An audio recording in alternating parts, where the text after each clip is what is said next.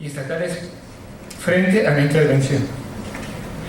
Iniciamos con Alejandra Solís González, que nos acompaña de Lito. Gracias, buenas tardes, gracias al comité organizador y bueno, empiezo en mi ponencia que habla sobre la violencia de la guerra en los espacios cotidianos. La guerra civil entre conservadores y liberales condujo a la publicación de noticias en los principales diarios nacionales que narraban hechos violentos acontecidos en las diversas poblaciones del país, vinculados con acciones propias de los enfrentamientos locales. Estados como Puebla, Guadalajara, Hidalgo, Tlaxcala, Michoacán, Estado de México, Morelos y Veracruz fueron algunos de los principales afectados por las guerras civiles y su inminente violencia. El objetivo de la presente exposición es abordar el tema de la violencia como producto de los constantes enfrentamientos, productos de las guerras civiles que padeció el país a partir de la segunda mitad del siglo XIX, fruto de las contiendas, como sabemos, entre liberales y conservadores, y también mostrar a las víctimas de dichas confrontaciones a través de una mirada hemerográfica. La prensa nacional destacó noticias sobre la inseguridad prevaleciente, sobre las víctimas y los lugares donde se llevaban a cabo actos delictivos productos de lo que ya dije, las guerras. Sabemos que las contiendas llevaban a la nación a enfrentamientos recurrentes a través de diversas regiones de la República, especialmente la zona central, y en medio de ambos grupos quedaron las víctimas de esta guerra civil, habitantes locales, quienes fueron el blanco perfecto de ambos bandos y de sus huestes. En este caso me referiré especialmente a los del México rural. En esta presentación hablaré sobre algunos espacios en los que se produjo la mayor parte de los actos violentos y mostraré a las víctimas más frecuentes. En cuanto a la cronología, debo subrayar que la lectura en los periódicos nacionales me ha permitido darme cuenta de que la violencia fue constante mientras los enfrentamientos duraron, tanto en la Revolución de Ayutla como en los periodos de la Guerra de Reforma y la Intervención. Los hechos delictivos emanados de las guerras civiles no tuvieron la misma intensidad desde que comenzaron las pugnas, pero casi siempre podemos encontrar denuncias sobre este tema en los periódicos, lo que nos muestra que la violencia no cesó y, aunque sí varió en intensidad, no dejó de estar presente en las vidas cotidianas de los habitantes del México rural. Este es entonces el hilo conductor de los ejemplos elegidos, el tipo de violencia infligida y su respectiva denuncia en la prensa, amén de las víctimas afectadas. La datación es útil en tanto que nos ayuda a comprender las formas en que la delincuencia operaba y la inseguridad se afianzó en el país. Grosso modo, abordo ejemplos de 1856, 61 y 68. Si hojeamos las páginas de la prensa nacional, encontramos publicaciones recurrentes vinculadas con hechos de violencia de guerra y periódicos como El Siglo XIX, El Monitor Republicano, El Constitucional, por mencionar los principales, dieron cuenta de hechos ocurridos en las localidades de los estados ya mencionados que perjudicaban a los habitantes. Las noticias vinculadas con estos hechos mostraban las afectaciones producidas por dichos sucesos en comunidades vulnerables a los delitos cometidos por las tropas liberales o conservadoras. Uno de los hilos conductores de dichas publicaciones era casi siempre, como ya dije, la violencia. Los periódicos relataban noticias sobre robos, asaltos, secuestros, saqueos, abigeatos y eran bastante minuciosos en las narraciones y descripciones de los hechos. Para comprender la magnitud de las noticias locales, debemos considerar que algunas de las localidades rurales de los estados que fueron devastadas por los efectos de la guerra en diferentes ámbitos no eran muy amplias.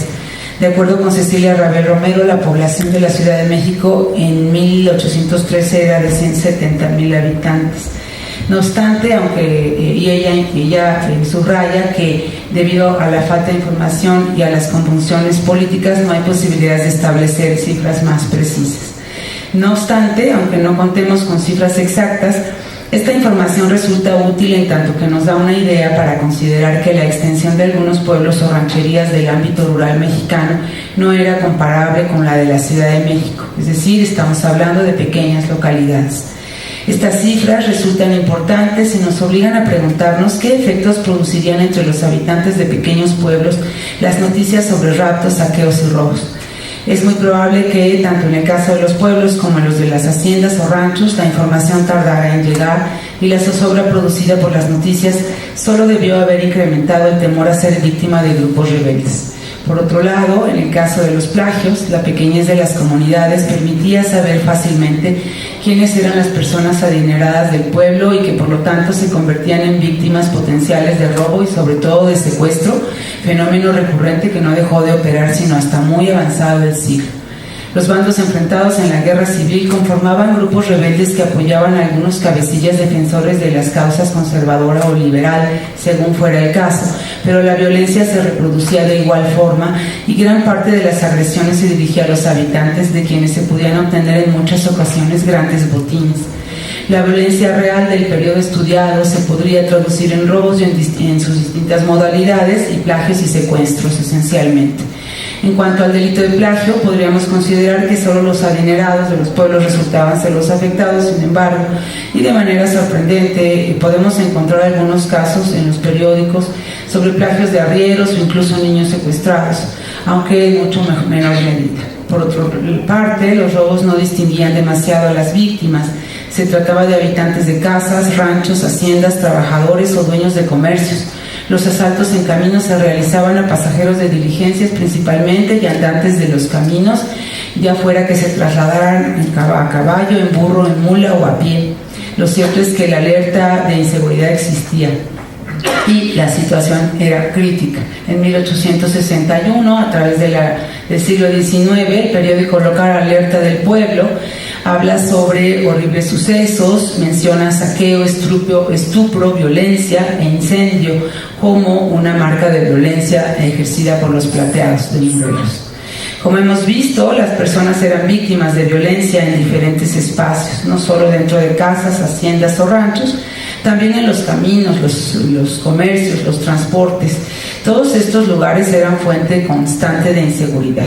Especialmente los caminos, las cavernas, cuevas, zonas boscosas y parajes deshabitados de difícil acceso constituyeron lugares propicios para esconder tanto el botín del asalto o robo como a las personas plagiadas. Desde la perspectiva de las víctimas, su situación no era cómoda.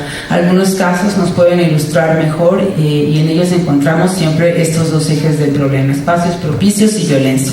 Por ejemplo, en el 1856, los habitantes del pueblo de Tuto, en Tulancingo, se enteraron de manera directa que un famoso jefe de gavilla, el conservador José María Cobos, junto con los generales Luis G. Osoyo y José Ignacio Gutiérrez, al mando de tropas de más de 100 hombres llamados los Religionarios de Tulancingo, entraron a su pueblo a ordenar la entrega de botines en especie y de dinero a cambio de la libertad de sus habitantes, especialmente los más acaudalados. Lo especial en este caso, que reportaron importantes periódicos como el Monitor Republicano, fue que en esta ocasión el personaje secuestrado fuera el cura del pueblo, a quien Cobos se llevó y antes de fusilarlo torturó terriblemente, según el diario, solo por no tener nada que ver a sus raptores. Un caso muy difundido por la importancia que tuvo fue el famoso asalto ocurrido a las haciendas de San Vicente y Chiconcuac, en Morelos, en 1857, que reportó el diario de Avisos.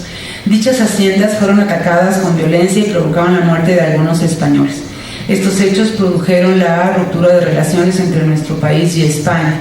En esta circunstancia especial, Romana Falcón afirma que una de las raíces profundas para comprender tanto los acontecimientos de Chiconcuac como toda una serie de sucesos similares que tuvieron lugar en la Tierra Caliente, por lo menos desde los años 40 y hasta los 60 del siglo pasado, es la extrema debilidad que resentía el Estado mexicano causada por las guerras civiles.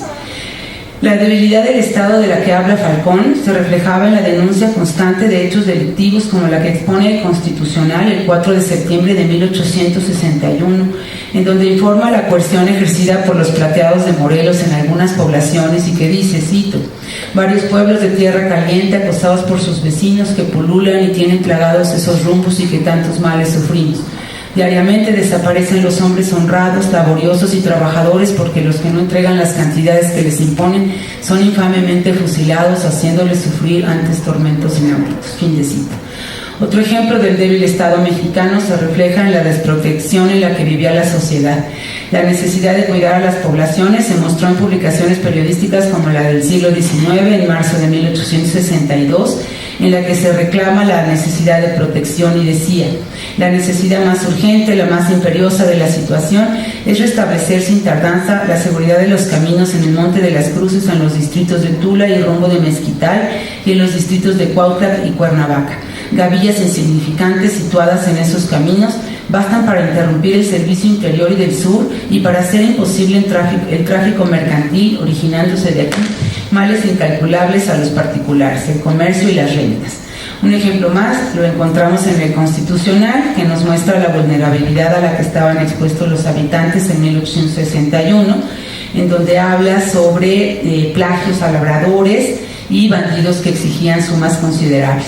Un caso más, del 31 de marzo del 62, afirmaba que incluso las personas, los habitantes se encontraban en las calles de sus poblaciones a los ladrones y no los denunciaban, pues por temor de que les hicieran daño. Los extranjeros no escaparon al flagelo de la violencia. Por ejemplo, el siglo XIX reporta el 11 de abril de 1862 el secuestro de un maquinista inglés que trabajaba en la implementación de un molino en tierra caliente. Describió terribles tormentos que hicieron padecer al inglés, quien fue colgado de pies y quemado antes de haber sido devuelto a su familia, por supuesto después de haber cobrado el botín. Los victimarios son bandidos que, de acuerdo con Paul Vanderwood, desde las guerras de independencia habían surgido como una especie de epidemia en 1857. Estos personajes comenzaron a dominar algunas regiones y consolidaron su presencia e importancia en 1860. Para el autor, el bandidaje fue clave para el desarrollo político de los grupos enemigos, puesto que tanto conservadores como liberales lo utilizaron en su propio beneficio.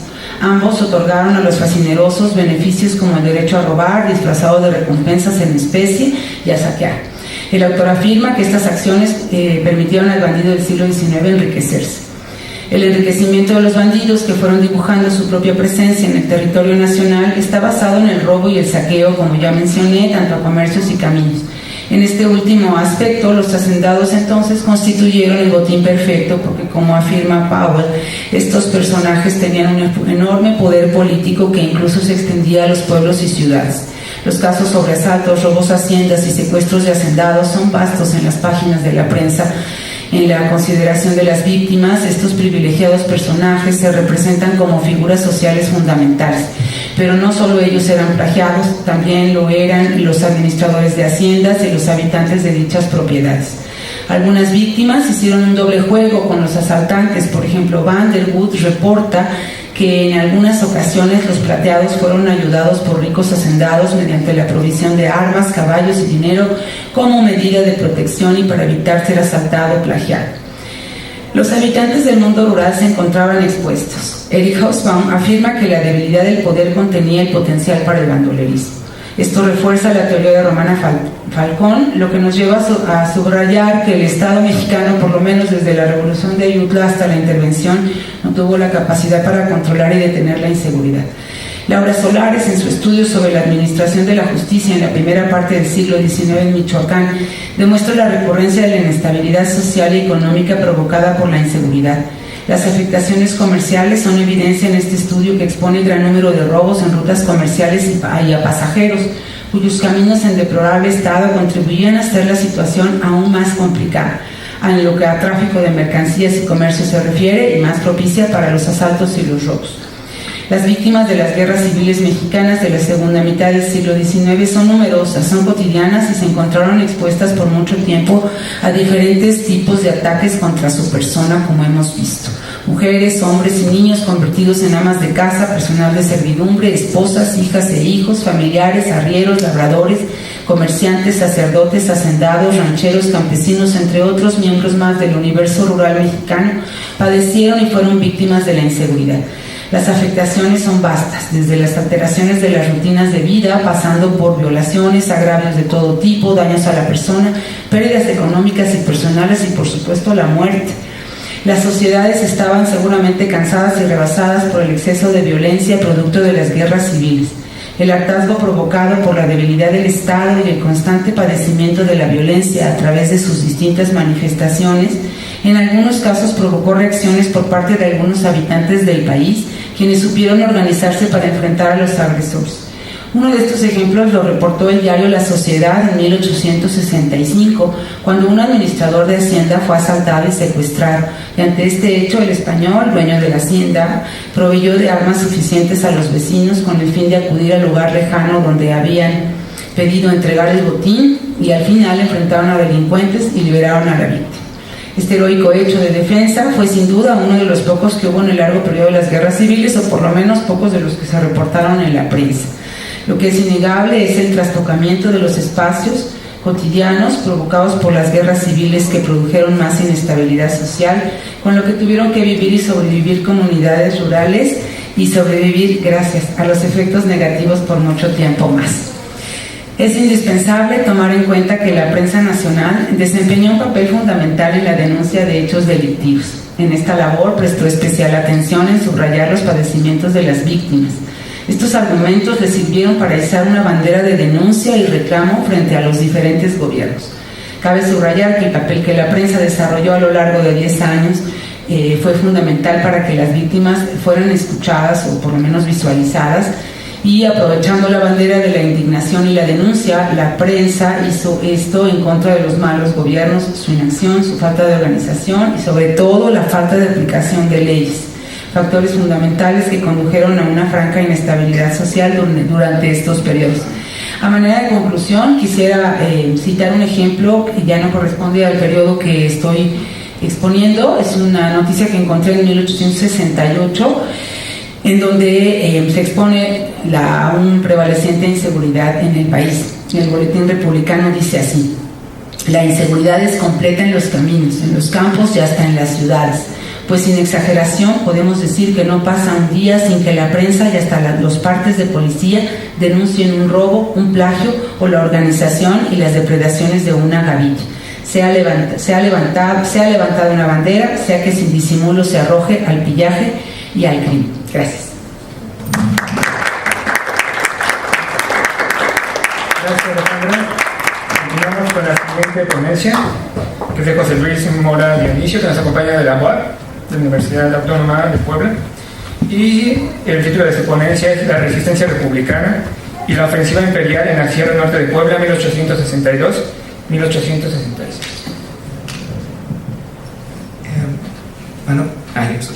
Muchas gracias. El objetivo de mi ponencia, como dice el título, es analizar el papel tanto de la resistencia patriótica como de la ofensiva liberal de la Sierra Norte de Puebla entre estos 4 años, y que al final de cuentas la guerra de intervención francesa es una continuación de un conflicto en la Sierra Norte de Puebla que se remonta hasta 1855 con el Plan de Zacapuextla, pronunciado el 12 de diciembre de ese año, que propuso al grito de religión y fueros. Posteriormente la guerra de reforma, que fue en la Sierra Norte de Puebla, donde el gobierno liberal se refugió, y fue muy importante para mantener para evitar que las fuerzas conservadoras que se encontraban en el Estado de México, en Tulancingo, accedieran por la Sierra Norte de Puebla a Veracruz y pusieran en aprietos al gobierno de Benito Juárez. Pero también una de las características de la guerra de reforma en la Sierra Norte de Puebla, es la gran cantidad de violencia que hubo, porque más allá de si estaban con los liberales o con los conservadores, se caracterizó por ser una guerra muy vengativa.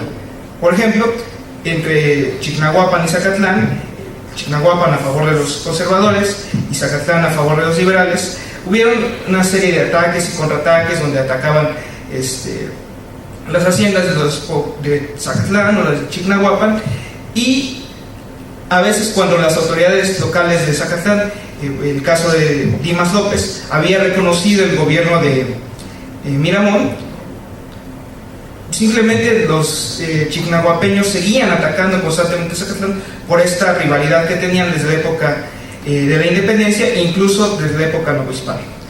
Y bueno, otra de las situaciones que marcaron la guerra de reforma y que también tendrían una presencia en el conflicto de la intervención francesa fue la división incluso dentro del propio bando liberal serrano.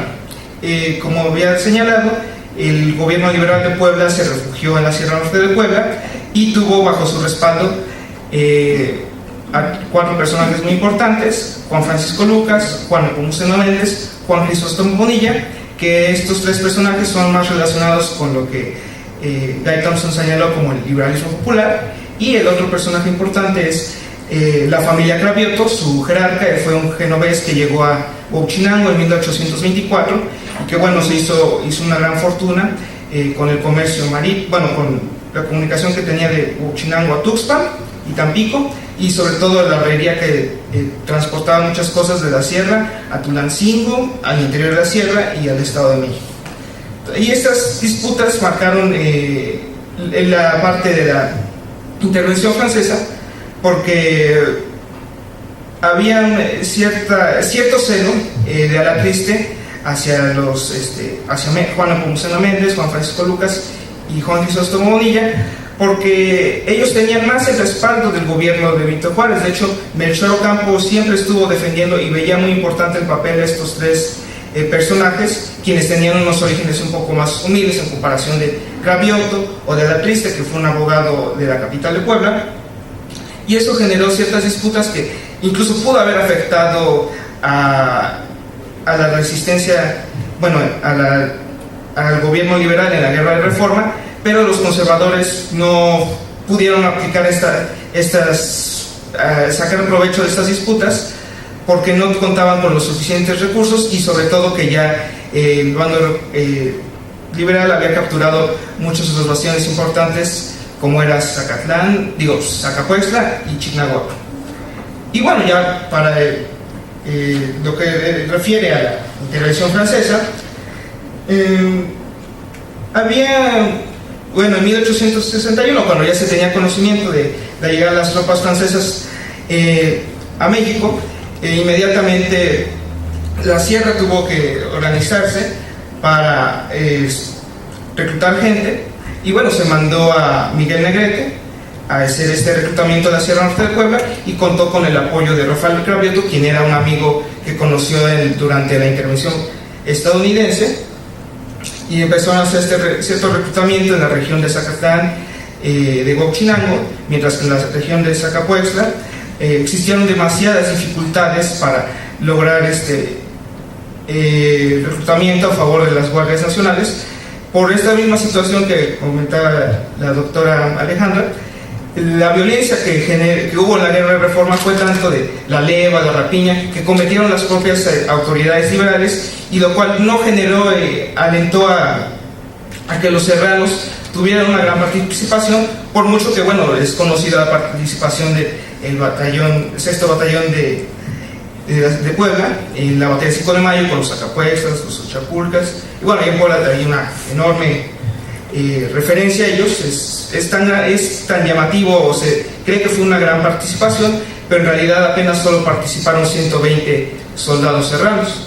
Y sobre todo había a criterio de los liberales, la gente de esa población, y cito, era en alto grado de ideas retrógradas, y por tal motivo debían de tener un control más estricto para evitar que apoyaran al bando conservador, y esto, en lugar de motivar a que estuvieran a favor de la causa republicana, en algunos pueblos, recordando los saqueos y los abusos liberales, decidieron apoyar a la causa republicana, la causa intervencionista, perdón. Aparte de eso, también hubieron demasiadas dificultades dentro del bando liberal. Por ejemplo, algunos comandantes militares, tanto de Zacapuextla o de Huauchinango, no querían ceder los cargos militares, y tenían que enviar el gobierno nacional algunos comisionados para evitar esas disputas. O sobre todo, aquí tuvo también un papel muy importante la Iglesia, porque la Iglesia seguía defendiendo la causa de religión, usaba mucho este discurso para invitar a los habitantes de la sierra que no participaran, y sobre todo también recordando lo que sucedió en la Guerra de Reforma, estaban alentando que no participaran con la resistencia republicana. y sobre todo también otro papel muy importante, bueno, que fue el de Miguel Negrete, tras, bueno, que a lo largo de este día han hablado mucho del sitio de Puebla. Bueno, tras la caída del sitio de Puebla, el gobierno de Puebla y Tlaxcala recae en uno de los generales que estaba en ese sitio, que fue Miguel Negrete, quien fue a la Sierra Norte de Puebla a instalar el gobierno de Puebla y Tlaxcala, y estableció su base en Huachinango, residencia de su amigo Rafael Cravioto. Esta decisión no fue del agrado de Juan Nepomuceno Méndez, porque tenía esta rivalidad desde la época de la Guerra de Reforma, y de hecho, a pesar de que Juan Nepomuceno Méndez tenía uno de los ejércitos serranos más activos, que él tenía mucho conocimiento en cómo moverse la sierra y ya tenía la experiencia de haber combatido al menos 3 años en la Guerra de Reforma, no tomó papel en este movimiento, lo cual pues fue una decisión un poco difícil, porque al menos la resistencia republicana se quedaba desarticulada. Pero también existieron demasiadas complicaciones para los propios conservadores de la Sierra Norte de Puebla para invitar a los serranos que colaboraran. Por ejemplo, en 1863, a pesar de que se habían enviado emisarios a los pueblos para decirles que si apoyaban a los franceses no iban a pagar impuestos o no iban a pagar la tan odiosa contribución de rebajados, que era ese el impuesto para la Guardia Nacional, no hubo tanto interés, en primer lugar porque el ejército francés, cuando llegaba a las poblaciones, por ejemplo, Zacatlán entre 1863 a 1864 fue tomada 3 veces. Y bueno, uno pensaría que el ejército francés, digamos, daría ciertas garantías para los serranos, incluso a Zacatlán, que era uno de los bastiones del liberalismo más importantes, y los podía convencer para traer su causa, pero a los 2 o 3 días abandonaban la población.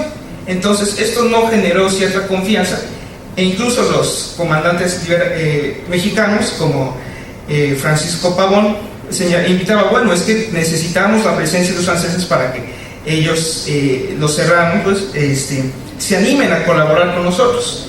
Y sobre todo no hubo una comprensión del por qué en algunas poblaciones, como en lo que actualmente es el pueblo de Jico y el río Necaxa, ellos mantuvieron una férrea resistencia voluntaria, digamos patriótica, leal a la República. Y cuando uno de los generales mexicanos imperialistas intentó convencerlos de que colaboraran, le mandó emisarios a estos pueblos, ellos no accedieron, y su opinión al respecto de por qué no los quisieron apoyar fue esta: les han hecho creer que la intervención no es otra cosa que la extinción de nuestra independencia, y que nosotros no somos más que instrumentos del emperador de los franceses para exterminarlos y hacerlos esclavos. Mas como todos estos pueblos son en su mayoría indígenas, son muy fáciles en creerlo, y esa es la razón por la que huyen. Entonces también no hubo una comprensión por parte de los comandantes conservadores, imperialistas en ese momento, y las tropas francesas, para, digamos, cómo hacer un vínculo de comunicación con los indígenas serranos. Y no menos importante,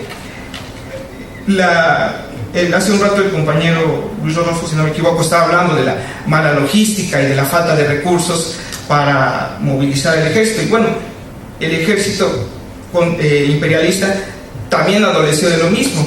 Desde la Guerra de Reforma, la Sierra de Puebla enviaba muchas cartas a Miramón pidiéndole, o a Zuluaga pidiéndoles recursos, dinero, armas para apoyar al movimiento en ese momento el conservador y ahora del imperio, solicitando al imperio recursos, todo eso. De hecho, los recursos de las aduanas de la sierra no eran suficientes, así que algunas veces de la aduana de Pachuca, pues a una distancia un poco más retirada de la Sierra Norte de Puebla, enviaban recursos para mantener a las tropas republicanas, incluso a veces esos no eran suficientes. Y esto fue como que, digamos, los dos factores que tuvieron ambos ejércitos, de desorganización e incluso falta de iniciativa para mantener la guerra. para 1864 se podría decir que era un empate técnico entre los republicanos imperialistas, porque ambos tenían plazas importantes en la Sierra Norte de Puebla. Por ejemplo, tenían Zacapuestla, Zacatlán, Huachinango, pero los imperialistas tenían Tlatlauqui o Chignahuapan. Sin embargo, ahí el cambio de estrategia, ahí fue muy importante la llegada del ejército austriaco, porque ellos tuvieron una determinación más fuerte interés por consolidar el imperio. Los franceses hicieron muchas acciones importantes en la sierra, pero no tuvieron esa determinación como los voluntarios austriacos. Y bueno, ahí hay otras estrategias que no recibieron ningún castigo por haber colaborado con el imperio. E incluso Rafael Cravioto, a pesar de haber reconocido el imperio, tras la conclusión de la guerra de reforma, pide que se le pague íntegramente su salario, incluyendo esos años que colaboró con el imperio. Entonces, la Sierra Norte de Puebla, el triunfo de la resistencia, paradójicamente fue gracias a la colaboración de sus enemigos de la guerra de reforma. Y que, bueno, a manera de conclusión, si yo pudiera señalar algún ganador de los liberales serranos, los conservadores serranos, en estos 11 años, 12 años de guerra, serían de cierta manera los conservadores de la Sierra Norte de Puebla, porque si bien los liberales, por ejemplo, Juan Nepomuceno Méndez fue presidente interno después que Díaz ganara el plan de Tuxtepec, hoy también fue gobernador, al igual que Juan Crisóstomo Bonilla, los conservadores no tuvieron ninguna consecuencia, al contrario, el triunfo en la República ya restaurada, acrecentaron su poder, fueron incluidos como miembros importantes del ejército, aprovecharon las leyes de desamortización para hacerse más ricos y sobre todo fueron muy importantes para Juárez, porque Juárez no coincidía mucho con Méndez para limitar su poder e influencia en la sierra. Y ahorita que está tan de moda en mi estado acerca de la cuestión electoral, pues aquí también cuando hicieron las elecciones de gobernador que se disputaban entre Rafael García, aliado de Juárez, y Juan Nepomuceno Méndez, se hicieron todas las estrategias posibles para lograr que Rafael García se quedara en el gobierno de Puebla. Y bueno, al final de cuentas es muy interesante, bueno, a mí me pareció muy interesante en esta investigación que hice, reconocer cómo los conservadores fueron muy hábiles para afianzar su poder gracias a las propias instituciones de los liberales, en el caso de la Sierra Norte de Puebla. Muchas gracias.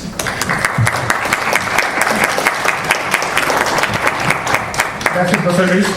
Continuamos para la siguiente ponencia. Nos acompaña de la Universidad Autónoma de Zacatecas y su ponencia es Jesús González Ortega y su ascenso a caudillo nacional. Muchas gracias, buenas tardes. Gracias por su atención. Ya se ha hablado de González Ortega en otras mesas, pero yo voy a hablar de la primera fase de González Ortega, no de su fase nacional y su enfrentamiento con Juárez. Ahí no me meto. Para entender un poco el significado de González Ortega, habría que hacer referencia un poco a nuestra historia nacional y constatar que en México ha habido mucha presencia de regímenes militares y de militarismo. México ha pasado por varios ciclos militaristas. En la época independiente, sus primeros 50 años, pues es uno de estos momentos de dominio de los militares, un militarismo muy exacerbado, digamos, en esa época de tipo corporativo. Y para mí la figura principal de ese militarismo fue Santana, que ejerció un liderazgo no solamente militar, sino también político, que le hizo posible estar varias veces en la presidencia. Entonces, ese militarismo es combatido por la reforma. Quizás esa es una de las metas principales de la reforma, eliminar el corporativismo militar. Y en ese propósito, González Ortega cubre o juega un papel muy, muy importante. Quizá esta primera fase de González Ortega de 1855-1860, ese periplo queda resumido en dos momentos de su vida, o dos eventos de su vida.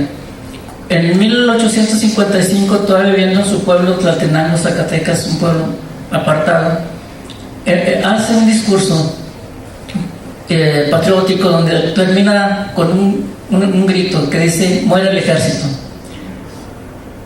Y González Ortega, desconocido para ese momento, efectivamente 5 años después a él le toca, mediante un decreto, abolir al ejército permanente, al ejército santanista.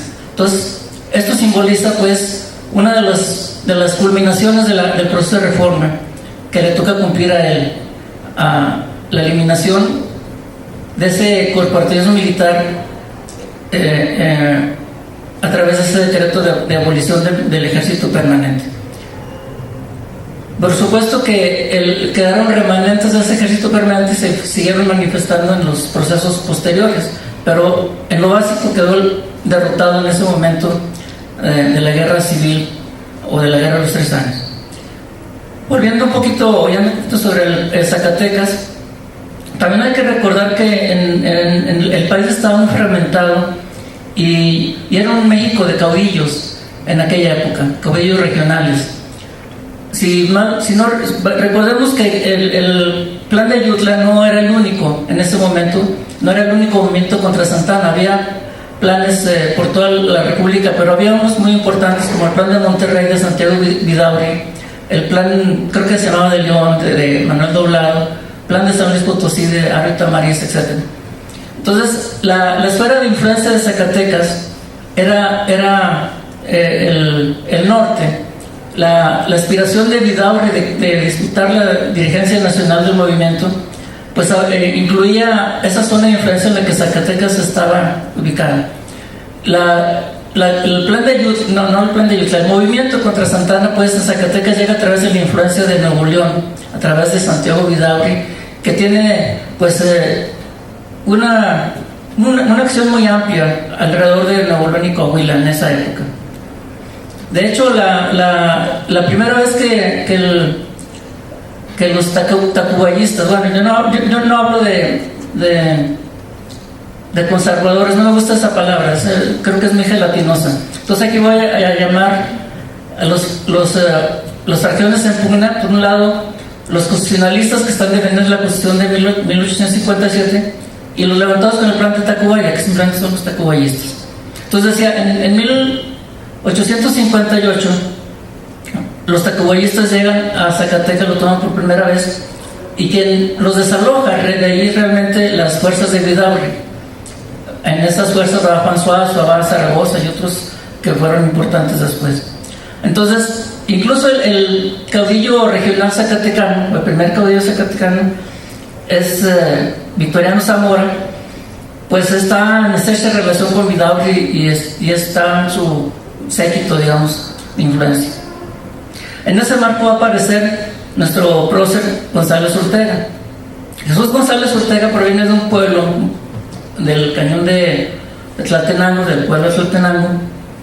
Él era, pues yo creo que un intelectual, era poeta, bohemio, vendía libros, distribuía libros en esa región y participó en los hechos relacionados con el plan de Ayutla en ese cañón.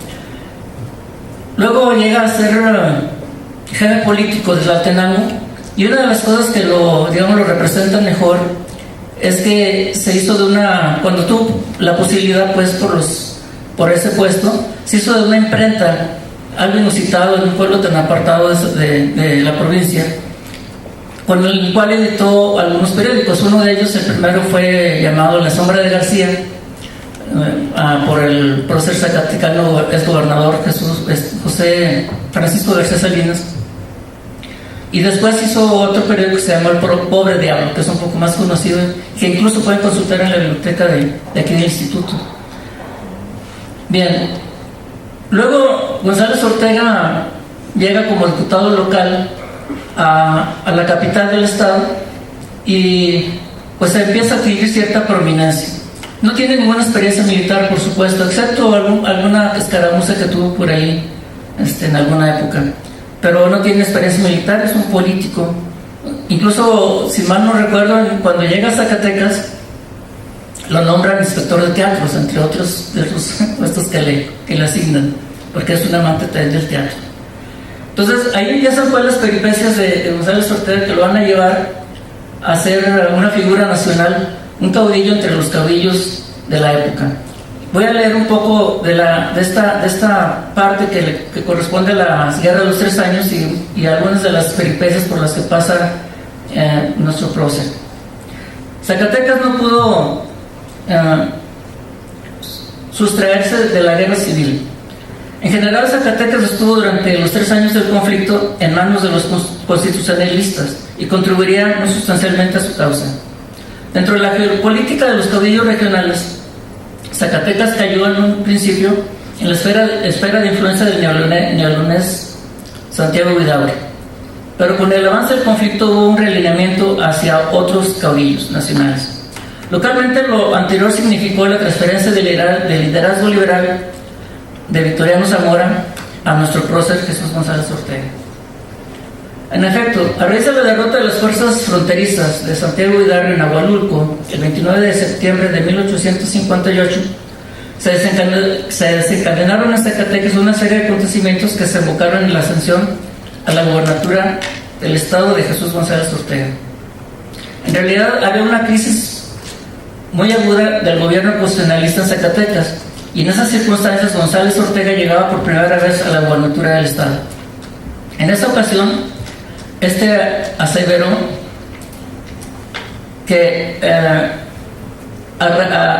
empezaba, bueno, voy a citarlo tal cual dice: en el acto en que me encargo del gobierno reconocí como centro de toda operación militar al excelentísimo señor don Santos de Goyado, que es quien representa al gobierno general.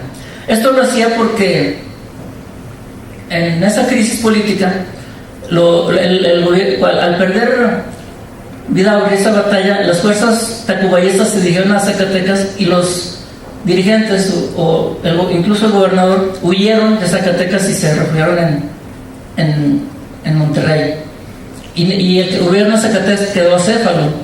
Entonces prácticamente nadie lo quería tomar, ni siquiera el presidente del Congreso, el señor de la Parra, que también huyó a Monterrey, y González Ortega pues avienta el paquete de quedar como gobernador provisional. Y también en ese juego de los liderazgos de los caudillos regionales, pues él empieza a acercarse a los Santos de Goyado, puesto que la gente de Vidaurri se había huido.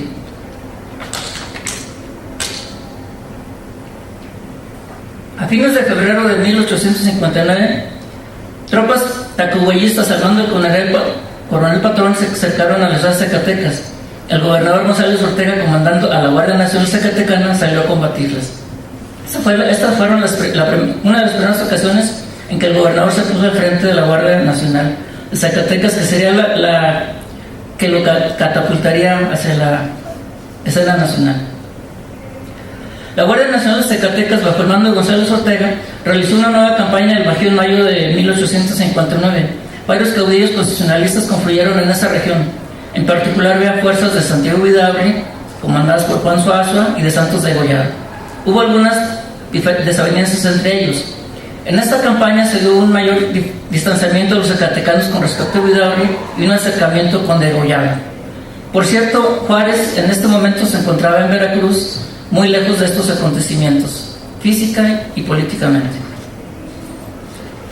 Las tropas zacatecanas sumaban alrededor de 1,000 efectivos a principios de mayo de ese año y se ubicaban en Silao e Irapuato.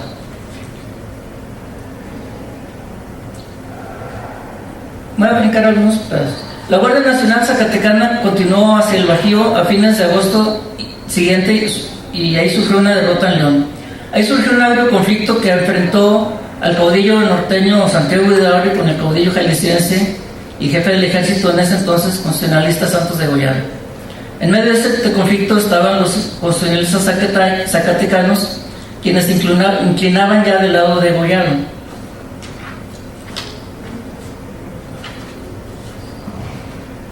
Una vez de vuelta en Zacatecas, en vista de la sublevación de Santiago Vidaurri contra el gobierno de Juárez, el gobernador González Ortega promulgó un decreto que significaba un rompimiento definitivo con el caudillo neolonés. le creó un impuesto especial para todos los artículos que provenieran de Nuevo León. En su artículo primero decía: mientras permanezca sublevado en el estado de Nuevo León y Coahuila, don Santiago Vidaurri, los efectos extranjeros procedentes de aquel estado pagarán en este los derechos correspondientes conforme a las leyes vigentes. No obstante, Vidaurri seguía teniendo muchos partidarios en Zacatecas. Como parte de la solución local de este conflicto, se hizo a un lado a Victoriano Zamora y su grupo, cuya inclinación hacia Vidaurri estaba de sobra demostrada. Después de un largo receso, el Congreso del Estado volvió a sesionar el 14 de septiembre de 1859. Ese mismo día el Congreso aceptó la renuncia del gobernador Victoriano Zamora, aunque ya tenía casi 2 años que no ejercía la gobernatura, y confirmó a González Ortega como gobernador, que de hecho pues lo había sido de facto por 2 años.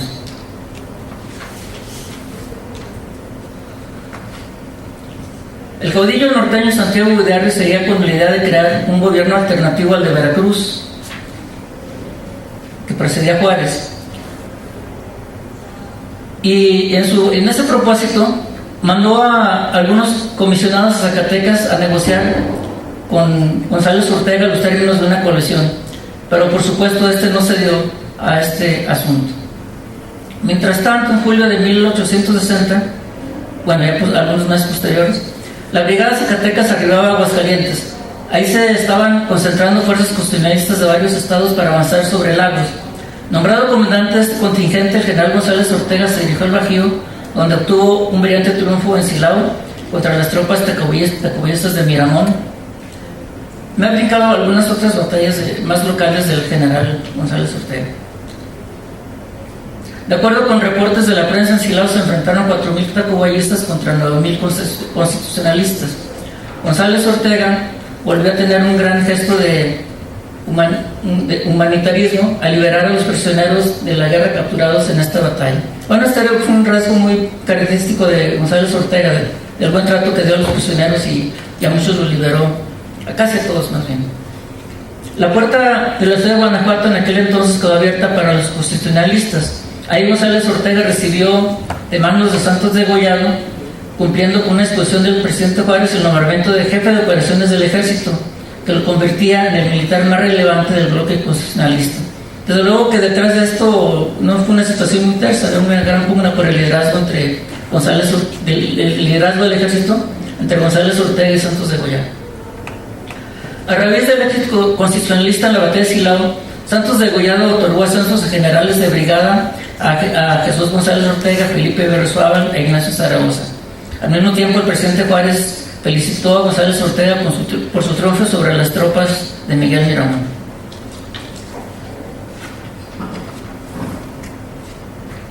A mediados de septiembre de 1860, el ejército constitucionalista se trasladó a Guadalajara. Entre los comandantes zacatecanos que acompañaban a González Ortega se encontraban Francisco de la Madrid, Francisco de la Torre, Eugenio Castro y Joaquín Sánchez Román. Antes de entrar en Guadalajara, González Ortega entabló negociaciones con Severo Castillo, comandante tecobuyista, en las que le pidió rindiera la plaza.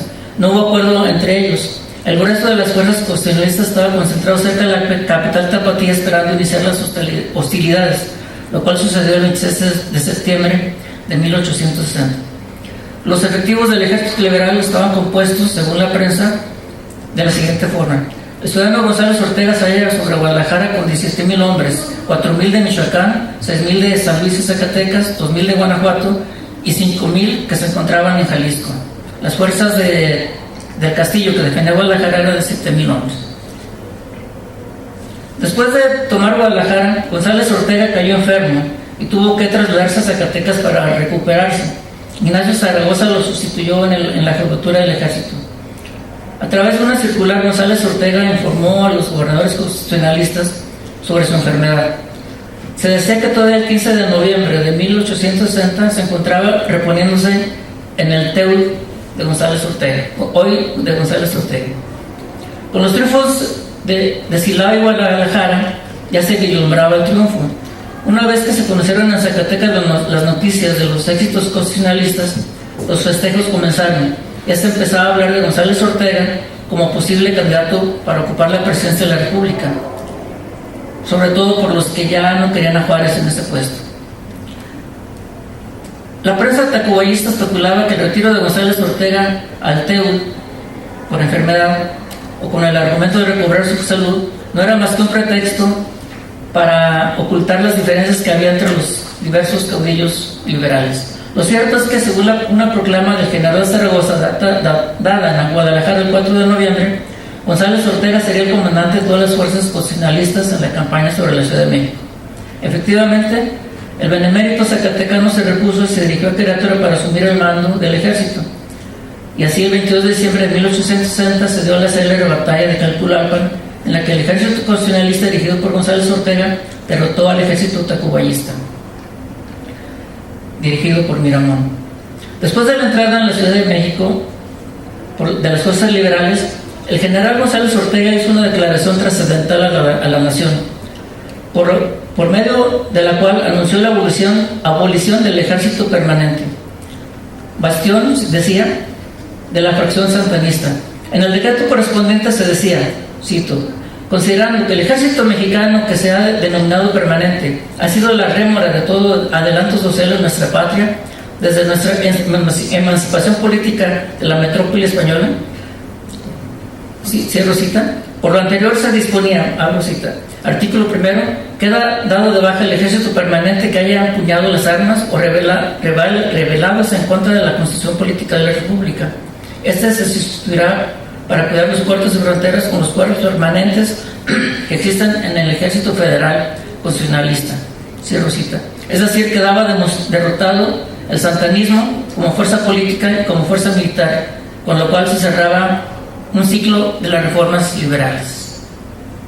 Ha sido una distinción dirigirme a ustedes en este recinto tan emblemático para nuestro país. Muchas gracias.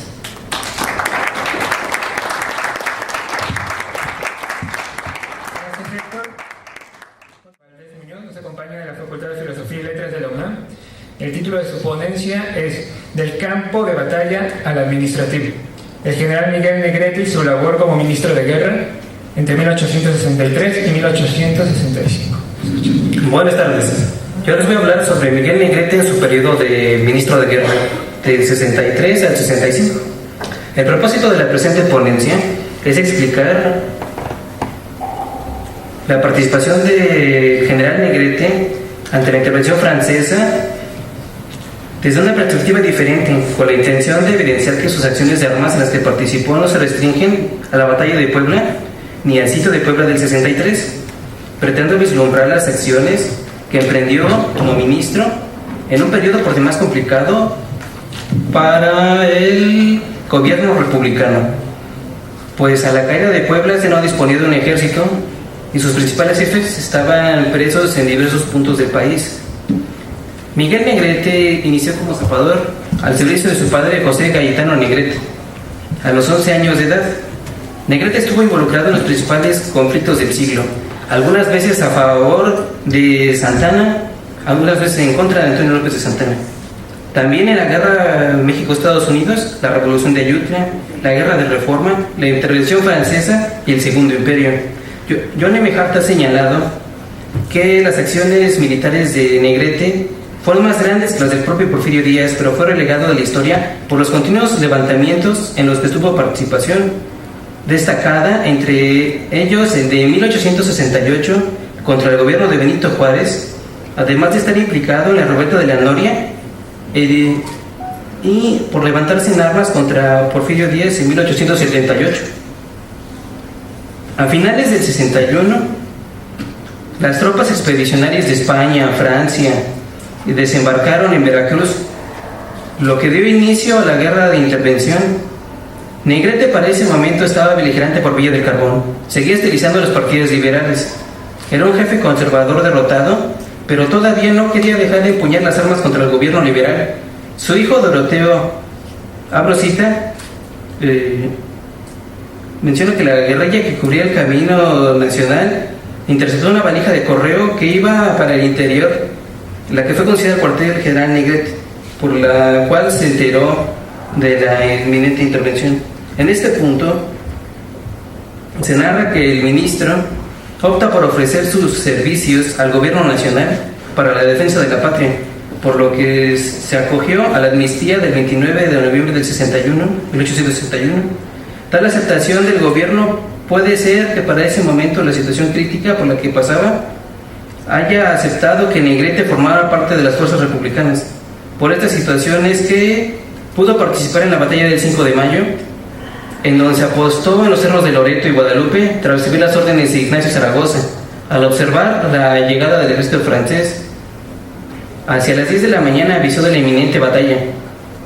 Negrete participó en el sitio al siguiente año de 1863, primero como cuartel maestro del ejército y después en la reserva. Con la caída de la Angelópolis, el gobierno republicano tuvo que afrontar la destrucción del ejército de Oriente y del Centro. Sus opciones no eran muchas en cuanto a elementos militares para utilizar a favor de la defensa de la causa constitucional. Debido a que la mayor parte de los integrantes del ejército republicano se convirtieron en prisioneros de guerra y sus jefes y oficiales serían deportados a Francia o a alguna de sus colonias, por esa razón el gobierno juarista vuelve a utilizar los servicios de Negrete, primero en la Sierra Norte de Puebla, y cuando se ve cercado el general deja Bochiango en manos de Rafael Cravioto y va a dirigirse a San Luis Potosí para ponerse las órdenes de Benito Juárez. El 12 de febrero de 1864, Santiago Vidaurre, gobernador de Nuevo León, al rechazar recibir a Juárez en Monterrey, razón por la cual lo desconoció, cercado en el norte del país sin nadie que recurrir, don Benito nombró a Miguel Negrete ministro de guerra el 25 de febrero de 1864, otorgándole el mando de división, con lo que quedó definitivamente asentado en la más alta jerarquía militar del Ejército Liberal Mexicano. Desde que es nombrado ministro fue vital para poder recobrar Monterrey y Saltillo. Durante su andar por el norte del país, tuvo diferencias con las acciones presidenciales. Eso, desde el camino a tomar rumbo a Chihuahua, Negrete entró en conflicto con Sebastián Lerdo de Tejada, quien tenía la cartera de Relaciones, porque le insistía que se marchara para Patos. El general Negrete, en su calidad de ministro, se opuso abiertamente y contra la voluntad del mismo gobierno hizo la marcha por el camino de Monclova, por que militarmente consideró como el mejor y único donde podría salvar al gobierno. Puede ser que las pugnas entre Lerdo y Negrete fueran porque el primero desconfiara del general debido a su pasado conservador. La historiografía coincide en señalar en que Juárez arribó a la capital de Chihuahua el 12 de octubre de 1864, acompañado de su gabinete y de una reducida comitiva. Es aquí donde Negrete tenía diversos encuentros con el ministro de Relaciones. El gobierno nacional asentado en Chihuahua procura mantener una red de relaciones con todos los grupos armados que operan contra los franceses y con las autoridades o jefes republicanos que tenían una tarea fundamental de organizar e impulsar acciones militares o de simple resistencia al invasor. Esto contrasta con la versión que el propio Negrete dejó plasmada en sus memorias, en las cuales, según el militar poblano durante su estancia en Chihuahua, el gobierno juarista estaba desinteresado en realizar acciones para la defensa. Tal inconformidad se observa cuando el general escribe, abro cita, poco después de algunos días de residir en Chihuahua y cuando esperaba que en las juntas de ministros se tratara de la organización de elementos para la defensa nacional, me sorprendía que este punto no se tocara y estuvimos 5 meses en la más completa inacción, tratándose únicamente en las juntas de lo que desde el primer día hasta mi separación se había tratado siempre, esto de la venta de terrenos baldíos, otras cosas en lo que se buscaba dinero pero no para levantar tropas. El testimonio de Negrete es una exageración a todas luces. Simplemente haya tomado esa postura por el maltrato que recibía o por las intrigas ministeriales o porque siempre ha tenido pugna con los altos mandos debido a su antecedente en el bando reaccionario. Otra posibilidad es ser que el general estaba cansado de su estancia en Chihuahua. Si retomamos la contribución del historiador Víctor Orozco, quien hace patente que cuando el gobierno republicano llegó al estado, una de las primeras acciones fue con los restos del Ejército Nacional en el norte, deshecho por la batalla del Cerro de la Mahoma, Al gobierno solo le quedaba hacerse fuerte en la inhóspita geografía de Chihuahua y tratar de reorganizar con las fuerzas con que aquí se contaba, con base en un oficio de Negrete del día 22 de noviembre de 1864, comunicaba la disposición presidencial para poder armar el tercer batallón de Chihuahua. Por lo tanto, en su función de ministro informaba al gobernador de la siguiente manera, abro cita: al finalizar el mes de noviembre de 1854, aún no podía completarse el número de guerreros, tampoco existía armamento para equiparlo. Tratando de remediar lo anterior, el 22 de noviembre el secretario de Guerra y Marina, general Negrete, giró un oficio al gobernador Frías en que comunicaba: el presidente se ha servido a prevenirme, diga usted que libre órdenes para que los pueblos de la sierra, en donde el coronel Ignacio Orozco debe formar el tercer batallón del estado, no les exija contingente de ninguna clase, sino antes bien se les retire el agente que el gobierno tenga en dichos pueblos, con el objetivo de que el citado coronel Orozco pueda cumplir la comisión que el gobierno le ha conferido. Negrete en sus memorias es recurrente que no está de acuerdo con las medidas tomadas por el gobierno republicano. En una parte, cuando el general tenía conocimiento de que las fuerzas francesas se aproximaban al estado de Chihuahua, se decepcionó porque el gobierno no tomara acciones más decisivas al respecto. Como se menciona a continuación, en estos momentos, la noticia de la aproximación brinca al estado de Chihuahua. Cuando se esperaba que el gobierno organizara las fuerzas con que contaba, me enseñaba el oficial mayor del Ministerio de Guerra, ciudadano Anastasio Aranda, los acuerdos expedidos por el ministro de Relaciones Exteriores. En varios apartados culpa a Herrero de Tejada por realizar acciones que según él son antipatrióticas o que no está de acuerdo con el proceder de uno de los hombres más cercanos al presidente Juárez. Tanto fue así las apreciaciones de Negrete del Ministerio de Relaciones que el general narra: mal dispuesto por estas cosas, cuando me encontré una noche con el señor Lerdo, en un arranque de indignación, me acerqué a él acusándolo de traidor. No contestaba más con que disculparse, con que él no era que daba disposiciones, sino el ciudadano presidente, y que bastante sufría él al ver lo que pasaba. Concluyo con que Miguel Negrete, al frente del Ministerio de Guerra, que duró del 25 de febrero del 64 hasta el 23 de agosto del 65, fue un periodo en que tuvo varias campañas, principalmente en Saltillo y Monterrey, al igual formando batallones en Chihuahua, pero su designación y participación como ministro, como tal, se dio en momentos críticos para la República. Optó por utilizar los servicios a pesar de conocer sus antecedentes en el bando reaccionario, los cuales no estuvieron del todo ausentes, porque consideró que fueron clave para que el general tuviera problemas con Lerdo. Sus motivos para renunciar al cargo todavía dejan pensar si solo fue por diferencias con Lerdo, o como lo esboza su hijo Doroteo, que fue porque no se hicieron los arcos del triunfo cuando arribó a Chihuahua. Lo cierto es que Negrete fue el sostén de la seguridad republicana en Chihuahua y en varios puntos en los que siguió el gobierno nacional por su andar errante en el norte del país. También Negrete, durante el tiempo que estuvo como ministro de guerra, hay que tener claro que tenía el encargo ministerial, pero también fue general en jefe, es decir, que estaba al frente de las campañas que él mismo orquestó contra el ejército francés. Esto lo deja plasmado en sus memorias, y también Doroteo hace mención de que este doble carácter, cuando menciona, abro cita: salta a la vista la verdadera situación. Por un lado, tenemos en el campo de combate al ministro de guerra, al militar de empeñoso, ha luchado durante largos 3 años contra los franceses con más o menos éxito, procurando imponerse. Y eso ya sería todo. Gracias. Gracias, Gabriel. Vamos a escuchar la última ponencia de hoy, titulada Entre el clero, conservadores y franceses, el ayuntamiento y su papel en la ocupación francesa de la Ciudad de México. Su autor es Manuel García Baena, nos acompaña de la Facultad de Filosofía y Letras. Es Samuel. Perdón, qué bueno que está con nosotros. Bueno. De Puebla. Hola, buenas tardes. El día de hoy les vengo a hablar sobre el ayuntamiento de la Ciudad de México y su papel durante la intervención francesa. Creo que es un tema que poco se toca. Pareciera que este cuerpo colegiado, este gobierno local, que eso es un ayuntamiento, tuviera poca importancia durante el periodo de la intervención. Y Concretamente me centraré en marzo o junio, más o menos, de 1863, que es el periodo del sitio de Puebla y la entrada de los franceses a la Ciudad de México.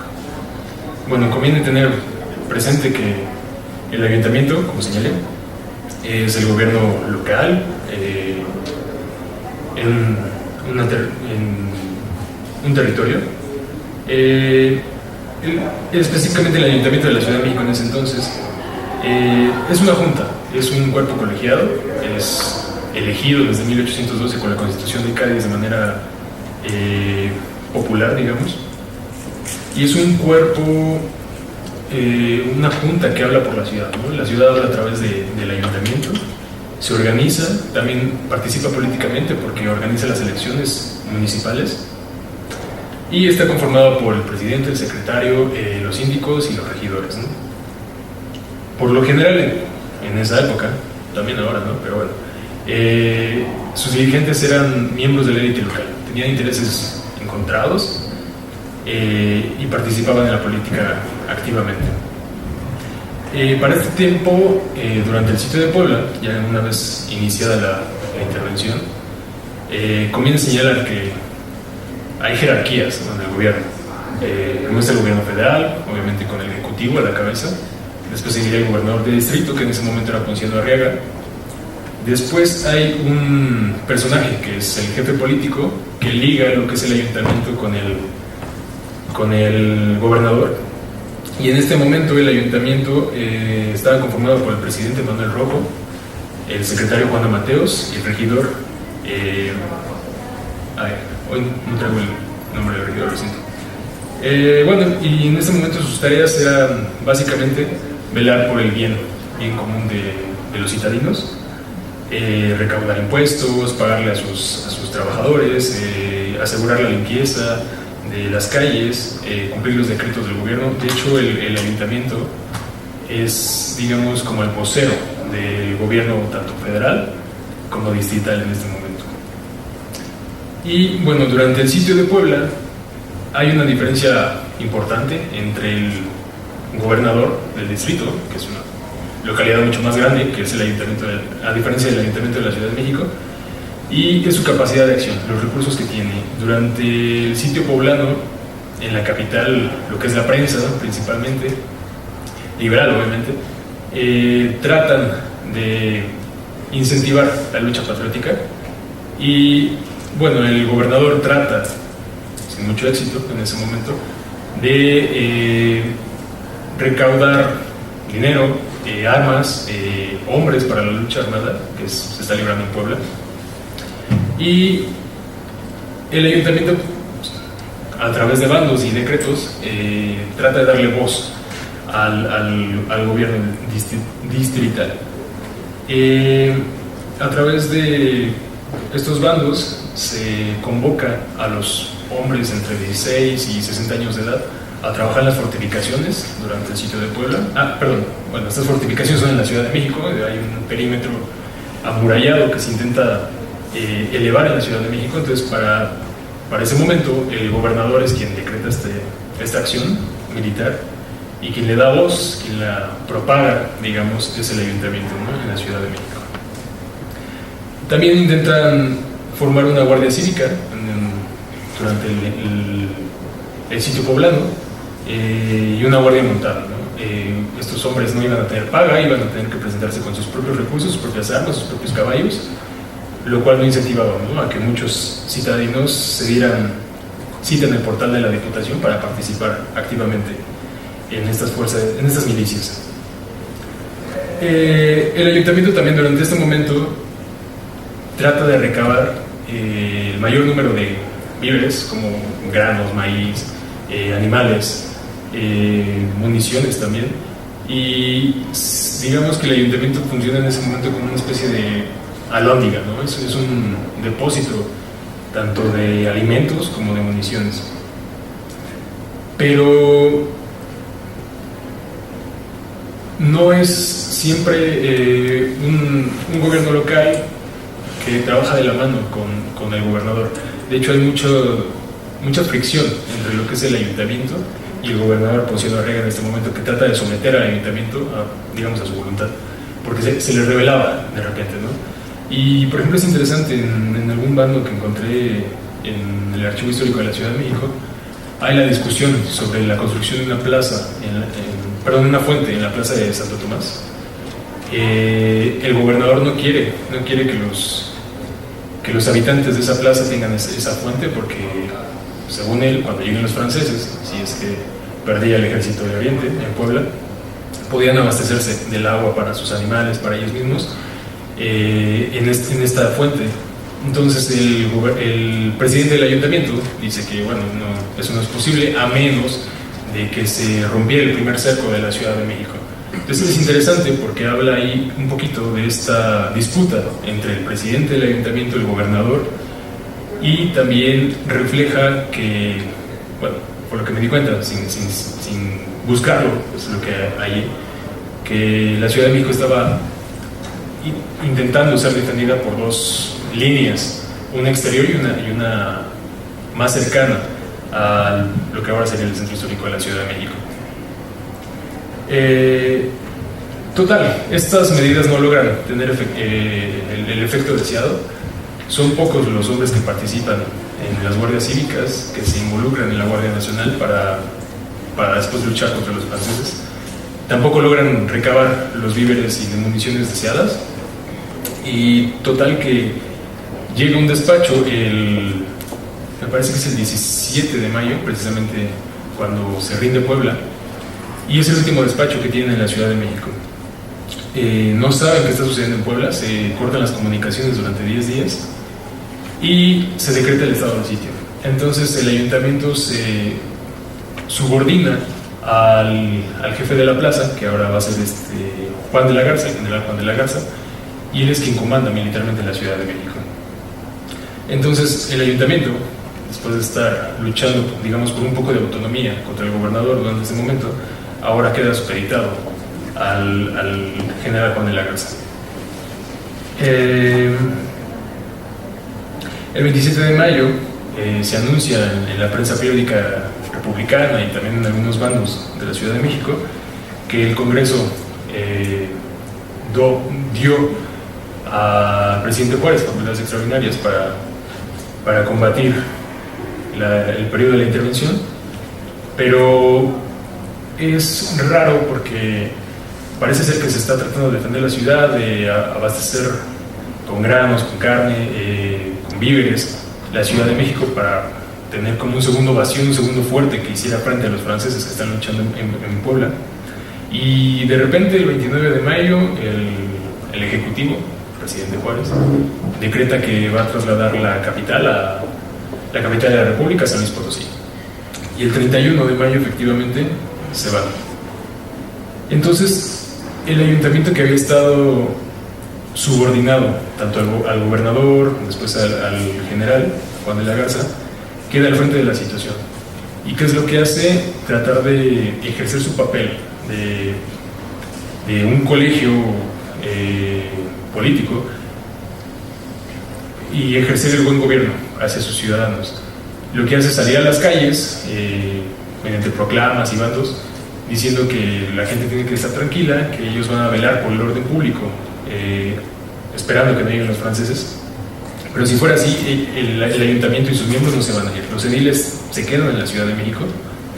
De hecho, el presidente Agustín del Río solicita a los cónsules extranjeros que están en la Ciudad de México que vayan a Puebla, después de que se sabe efectivamente que Puebla ha caído, y prácticamente invita al general Faure y a Bacén a entrar a la Ciudad de México de manera pacífica. Esto pareciera, no sé, de alguna manera un tanto contradictorio, ¿no? Los invita y uno pensaría que está viniendo de la ciudad a ellos, pero lo que realmente hacen es velar la seguridad pública y evitan que entren de una manera violenta a la Ciudad de México. Entonces el ayuntamiento queda como la única autoridad local en la ciudad cuando el ejecutivo se va, y en este momento es un tanto conflictiva las fuentes, sobre todo en la prensa liberal, que por ejemplo periódicos como El Siglo XIX, el Monitor Republicano, ya no están publicando aquí en la Ciudad de México, se van, y el diario oficial de la República Mexicana se va con el presidente Juárez a San Luis Potosí, y desde ahí están publicando noticias relativas a la Ciudad de México. Y en las noticias, que también hay que tomarlas con pinzas porque tratan de desacreditar a conservadores, a los franceses sobre todo, y al clero, dan a entender que tanto el clero como algunos conservadores tratan de hacerse con el poder de la ciudad, pasando por encima de la autoridad del ayuntamiento, que finalmente es un ayuntamiento con miembros del gobierno republicano. Entonces, hay algunas monjitas de digo, no recuerdo ahorita los conventos, pero tratan de retomar los conventos que habían sido confiscados durante la Guerra de Reforma. También tratan de tomar algunas iglesias por la fuerza. Entonces lo que hace el ayuntamiento es solicitar ayuda a los primeros franceses que habían entrado a la ciudad, que son los cazadores de Vincennes, que están comandados por el general de Poitiers, y él es quien hace cumplir la autoridad en ese momento. El ayuntamiento sigue en funciones, sigue velando por la seguridad pública, sigue recabando impuestos, pero digamos que militarmente hablando, también la jerarquía, los cazadores de Vincennes y el general de Poitiers, que son franceses, hacen cumplir, acatar el orden en este momento. Pero el ayuntamiento, digamos que va cambiando, ¿no? Antes está supeditado al poder local, distrital, y cuando entran los franceses, sobre todo con el general Bazaine y el general Faure, les ofrece un baile, los recibe, los festeja, digamos. Sus miembros republicanos festejan a los franceses que están entrando, y también contribuyen a encontrar el alojamiento propicio para los franceses, los oficiales franceses que entran a la Ciudad de México. Entonces, a través de en español sería un billete de alojamiento, el ayuntamiento da una papeleta a diferentes familias, obviamente distinguidas, y se les asigna un oficial. Dependiendo del oficial va a ser digamos, el número de habitaciones necesarias para ejercer sus funciones, ¿no? Obviamente los generales tenían hasta 5 o 6 habitaciones en una sola casa, y todos tenían que tener los enseres necesarios, ¿no? Cama, muebles, si tenían caballos tenían que atenderlos también. Pero finalmente el ayuntamiento participa en este momento en el recibimiento y en el alojamiento de los franceses. Y una vez que Faure entra a la ciudad, lo que hace es destituir el ayuntamiento, que digamos de alguna manera es heredado del gobierno republicano de Juárez. ¿Y esto por qué lo hace? Bueno, yo pienso que lo hace por dos cuestiones. Una, porque puede, porque conviene tener gente que esté comprometida, digamos, con la intervención francesa, y finalmente el objetivo de la intervención es establecer un futuro imperio con Maximiliano. Entonces lo que se hace es destituir a estos miembros del ayuntamiento, los ediles, y posteriormente se designa a Miguel Azcárate, que es conservador, como presidente y prefecto del ayuntamiento, y el jefe político, que es el lazo entre el ayuntamiento y el gobernador, que ya no está ahorita porque se fue con Juárez a San Luis Potosí, es Manuel García Aguirre, también es otro conservador, que finalmente después terminará siendo ministro de Maximiliano cuando Maximiliano entra aquí a la Ciudad de México un año después. Entonces, digamos, el papel del ayuntamiento no es menor en este momento, se conserva, aunque, digamos, cambian los personajes, de los republicanos a los conservadores que nombra Faure después, pero la institución se mantiene, y aunque Juárez se va a San Luis Potosí, la Ciudad de México no queda separada, ¿no? El gobierno local, que es el ayuntamiento, queda al frente de la situación, y tiene su importancia manejar los ayuntamientos. Ya una vez que Faure y Duval de Savigny, el ministro francés, entran a la Ciudad de México, convocan la Junta de Notables, y la regencia, finalmente lo que hacen es lo mismo, destituir a los miembros de los ayuntamientos heredados del régimen juarista y poner a gente que esté comprometida con la intervención. Finalmente lo que hacen es, digamos, cerrar filas, ¿no? Conservadores, clero y intervencionistas, para que se pueda posibilitar el Segundo Imperio Mexicano. Con eso me gustaría concluir. Sería todo por hoy. Gracias.